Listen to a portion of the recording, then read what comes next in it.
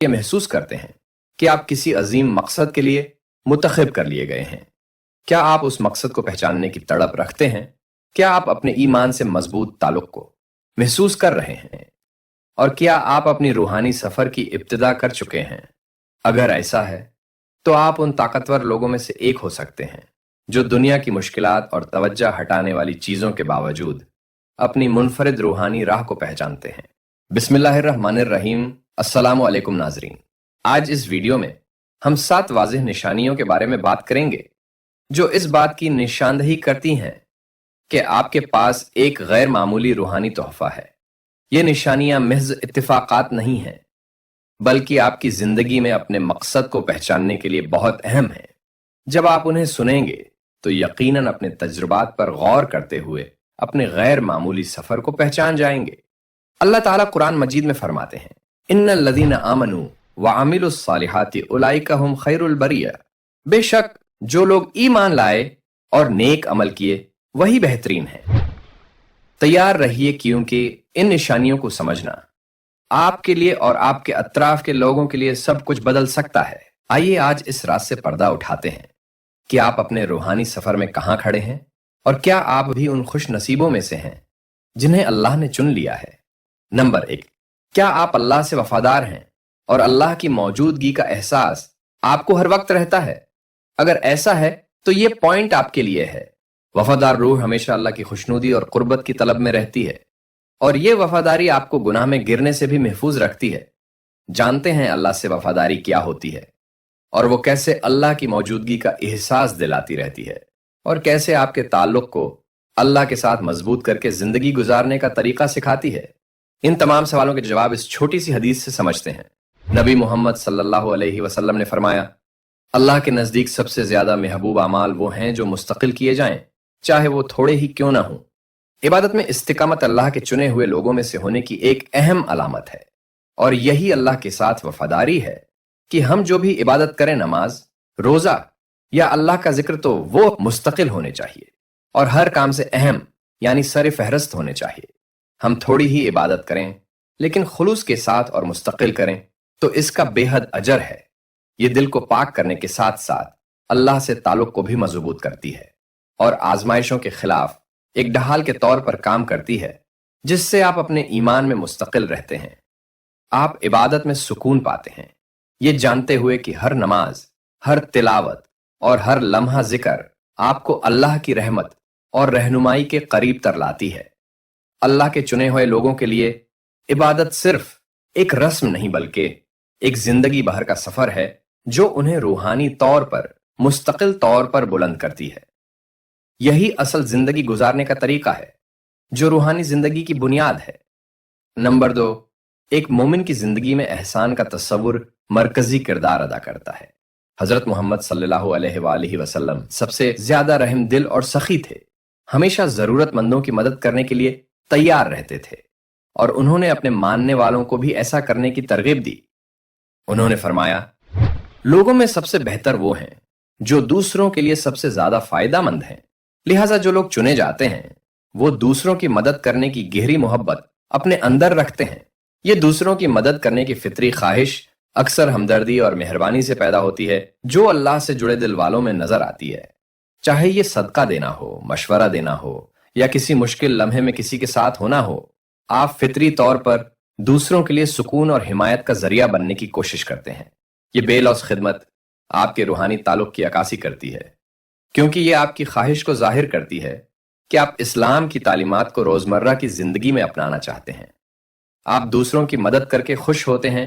इस बात की पहचान दुनियावी इनामात से नहीं चलती, बल्कि अल्लाह को खुश करने और हजरत मोहम्मद सल्लल्लाहु अलैहि वसल्लम की मिसाल पर अमल करने की मुखलिसाना नीयत से चलती है।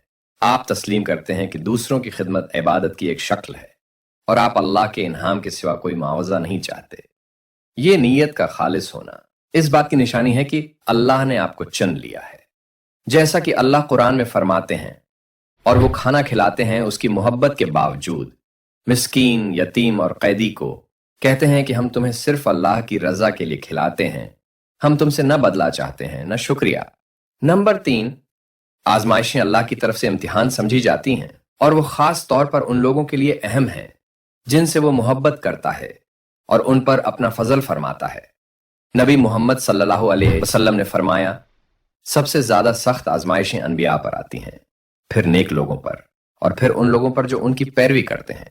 اس کا مطلب یہ ہے کہ اگر آپ خود کو بہت سی آزمائشوں اور مشکلات کا سامنا کرتے ہوئے پاتے ہیں تو یہ اس بات کی نشانی ہو سکتی ہے کہ آپ اللہ کے منتخب لوگوں میں سے ہیں، اور ان آزمائشوں کے ذریعے اللہ آپ کو ایک بڑے مقصد کے لیے تیار کر رہا ہے۔ یہ آزمائشیں سزائیں نہیں ہیں بلکہ روحانی ترقی کے مواقع ہیں۔ یہ آپ کے دل کو پاک کرنے، آپ کے صبر کو مضبوط کرنے اور اللہ پر آپ کے انحصار کو بڑھانے کا ذریعہ بنتی ہیں۔ ہر چیلنج جن کا آپ سامنا کرتے ہیں، چاہے وہ مالی مشکلات ہوں، ذاتی نقصان ہو یا صحت کا مسئلہ، آپ کو اللہ کی طرف رجوع کرنے اور دعا کرنے پر مجبور کرتا ہے۔ ان امتحانات کے ذریعے آپ کا ایمان صاف ہوتا ہے اور آپ کو یہ احساس ہوتا ہے کہ حقیقی طاقت اللہ کی حکمت اور منصوبے پر بھروسہ کرنے میں ہے۔ مشکلات کا سامنا کرنا آپ کو قیمتی سبق سکھاتا ہے۔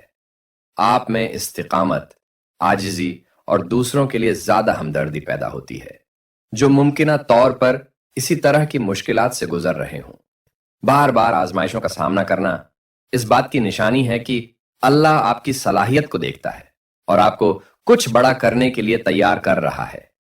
ان امتحانات کے ذریعے وہ آپ کو ایک مضبوط مومن بناتا ہے جو زندگی کی مشکلات کا سامنا کر سکتا ہے اور پھر بھی ایمان میں ثابت قدم رہتا ہے۔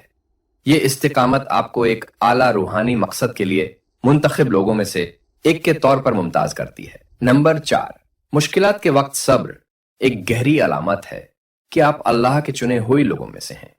قرآن کریم میں اللہ تعالیٰ فرماتے ہیں، ان اللہ مع الصابرین، بے شک اللہ صبر کرنے والوں کے ساتھ ہے۔ جب آپ مشکلات کا صبر کے ساتھ سامنا کرتے ہیں تو یہ آپ کے اللہ پر اعتماد اور اس کی حکمت اور وقت پر آپ کے غیر متزلزل ایمان کو ظاہر کرتا ہے۔ مشکلات کا سامنا کرنا کبھی آسان نہیں ہوتا، لیکن جن لوگوں کا روحانی رجحان ہوتا ہے ان کے لیے یہ چیلنجز اللہ کے ساتھ گہرے تعلق کے مواقع بن جاتے ہیں۔ اس کے علاوہ صبر اندرونی قوت کو فروغ دیتا ہے۔ آپ اپنے جذبات اور رد عمل کو مینج کرنا سیکھتے ہیں، نا امیدی یا اداسی سے پرہیز کرتے ہیں، نفیت کے آگے جھکنے کے بجائے آپ نماز اور ذکر کی طرف رجوع کرتے ہیں، اپنے ایمان میں سکون تلاش کرتے ہیں۔ آخرکار مشکلات کے دوران صبر آپ کے اللہ کے منتخب لوگوں میں سے ہونے کی گواہی دیتی ہے۔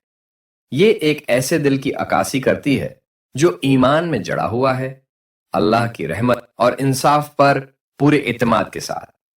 نمبر 5 ایک بہت ہی خوبصورت صفحہ ہے اللہ کے چنے ہوئے بندوں کی زندگی کا، اور وہ ہے واضح روحانی بصیرت۔ یہ اندرونی رہنمائی اللہ کی طرف سے ایک تحفہ ہے جو آپ کو بغیر کسی بیرونی اثر کے صحیح اور غلط کو پوری طرح سمجھنے کی اجازت دیتی ہے۔ یہ شعور کی ایک بلند سطح ہے جو آپ کے فیصلوں اور اعمال کی رہنمائی کرتی ہے اور اکثر آپ کو اسلامی اقدار کے مطابق انتخاب کی طرف لے جاتی ہے۔ یہ بصیرت محض ایک اندرونی احساس نہیں ہے بلکہ آپ کے ایمان اور اللہ کی رہنمائی پر انحصار کا ایک گہرا تعلق ہے۔ جب آپ مشکل فیصلوں یا اخلاقی مسائل کا سامنا کرتے ہیں تو آپ کا دل فطری طور پر اس راستے کی طرف مائل ہوتا ہے جو اللہ کو خوش کرتا ہے۔ یہ روحانی وضاحت آپ کو گناہ کے اعمال سے بچنے اور سیدھے راستے پر قائم رہنے میں مدد دیتی ہے، یہاں تک کہ جب آزمائشیں سامنے آئیں۔ ایسا ہے جیسے اللہ نے آپ کے دل میں ایک روشنی رکھی ہو جو آپ کو حکمت اور بصیرت کے ساتھ زندگی کے چیلنجز کا سامنا کرنے میں مدد دیتی ہے۔ یہ نبی محمد صلی اللہ علیہ وسلم کی حدیث میں منعکس ہوتا ہے۔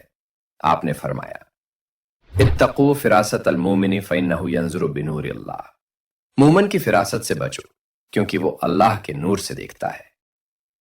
اس کے علاوہ یہ بصیرت اکثر امن یا بے چینی کے ایک مضبوط احساس کے طور پر ظاہر ہوتی ہے جب آپ کچھ اعمال یا صورتحال پر غور کرتے ہیں۔ اگر کچھ اسلامی تعلیمات کے مطابق صحیح محسوس ہوتا ہے تو آپ کو سکون اور اعتماد کا احساس ہوتا ہے۔ دوسری طرف اگر کچھ آپ کے روحانی اصولوں کے خلاف جاتا ہے تو آپ کو اندرونی بے چینی محسوس ہوتی ہے جو آپ کو اپنے انتخاب پر دوبارہ غور کرنے پر مجبور کرتی ہے۔ یہ بلند شعور آپ کو اللہ کی طرف سے ملنے والے لطیف اشاروں کو پہچاننے میں بھی مدد دیتا ہے، جیسے آپ کی دعاؤں کے نتائج یا آپ کی زندگی میں ہونے والے واقعات جو اس بات کی تصدیق کرتے ہیں کہ آپ صحیح راستے پر ہیں۔ آپ کا روحانی بصیرت وقت کے ساتھ ساتھ اللہ کے ساتھ اپنے تعلق کو عبادت، دعا اور غور و فکر کے ذریعے گہرا کرنے کے ساتھ تیز ہوتی جاتی ہے۔ یہ اندرونی رہنمائی ایک طاقتور اشارہ ہے کہ آپ منتخب لوگوں میں سے ہیں جو اللہ کی طرف سے خاص طور پر ایک بڑے مقصد کو پورا کرنے کے لیے پسند کیے گئے ہیں۔ نمبر 6، اگر آپ کے اندر علم حاصل کرنے کی شدید پیاس ہے، خاص طور پر دین کے علم کی، تو یہ اس بات کی علامت ہے کہ آپ منتخب لوگوں میں سے ہیں، کیونکہ یہ سچائی اور سمجھ بوجھ کی تلاش دنیاوی خواہشات سے نہیں بلکہ اللہ کے قریب ہونے کی گہری روحانی خواہش سے پیدا ہوتی ہے۔ یہ خواہش کی وہ قسم ہے جو آپ کو قرآن، حدیث یا نبی صلی اللہ علیہ وسلم اور ان کے صحابہ کی زندگیوں کے ذریعے اسلامی تعلیمات کے بارے میں مزید جاننے پر مجبور کرتی ہے۔ یہ علم کی خواہش محض علمی نہیں ہے، یہ آپ کی زندگی کو متاثر کرتی ہے، آپ کے اعمال اور فیصلوں کو شکل دیتی ہے۔ آپ جو علم حاصل کرتے ہیں وہ فخر یا علمی برتری کے لیے نہیں بلکہ حکمت حاصل کرنے، بہتر مسلمان بننے اور دوسروں کی مدد کرنے کے لیے حاصل کرتے ہیں۔ نبی صلی اللہ علیہ وسلم نے فرمایا، علم حاصل کرنا ہر مسلمان پر فرض ہے۔ جب آپ کا دل علم کی طرف مائل ہوتا ہے تو یہ اللہ کے فضل کی علامت ہے، کیونکہ علم کے ذریعے ہی حقیقی ایمان اور سمجھ بوجھ حاصل ہوتی ہے۔ علم کی مستقل تلاش اکثر آپ کو عاجزی کی طرف لے جاتی ہے۔ جتنا زیادہ آپ سیکھتے ہیں اتنا ہی آپ کو اللہ کی حکمت کی وسعت اور اپنی کم علمی کا احساس ہوتا ہے۔ یہ آپ کو روحانی طور پر بڑھنے اور اللہ کے ساتھ اپنے تعلق کو گہرا کرنے کی ترغیب دیتا ہے۔ یہ علم کی خواہش آپ کو دوسروں کے ساتھ اپنے علم کو بانٹنے کی بھی ترغیب دیتی ہے۔ امت میں فائدہ مند علم پھیلانے کے فرض کو پورا کرتی ہے۔ اس طرح منتخب لوگ دوسروں کے لیے روشنی کے مینار بن جاتے ہیں، انہیں سچائی اور سیدھے رستے کی طرف گامزن کرتے ہیں۔ نمبر 7، نبی محمد صلی اللہ علیہ وسلم نے امت میں باہمی اتصال کو یوں بیان کیا، مومنین کی مثال ان کی باہمی محبت، ہمدردی اور ہمدلی میں ایک جسم کی طرح ہے۔ جب اس کا ایک حصہ درد محسوس کرتا ہے تو پورا جسم درد محسوس کرتا ہے۔ یعنی اللہ کے چنے ہوئے لوگ دوسروں کی فلاح و بہبود میں مثبت طور پر حصہ ڈالنے کے لیے آگے آگے رہتے ہیں۔ ان میں معاشرتی ذمہ داری کا مضبوط احساس ہوتا ہے، چاہے یہ آپ کا وقت دینے، خیراتی مقاصد کے لیے عطیات دینے یا صرف ایک اچھے ہمسایہ ہونے کی صورت میں ہو۔ آپ معاشرت میں اپنا کردار ادا کرنے کی کوشش کرتے ہیں، چاہے وہ افراد کو متاثر کرے یا وسیع تر معاشرت کو۔ یہ معاشرتی نقطہ نظر امت میں اتحاد اور ہمدردی کو فروغ دیتا ہے۔ آپ کو اخلاقی فرض محسوس ہوتا ہے کہ جن لوگوں کو مدد کی ضرورت ہے، چاہے وہ مالی مشکلات یا جذباتی پریشانی کا شکار ہوں، ان کی مدد کریں۔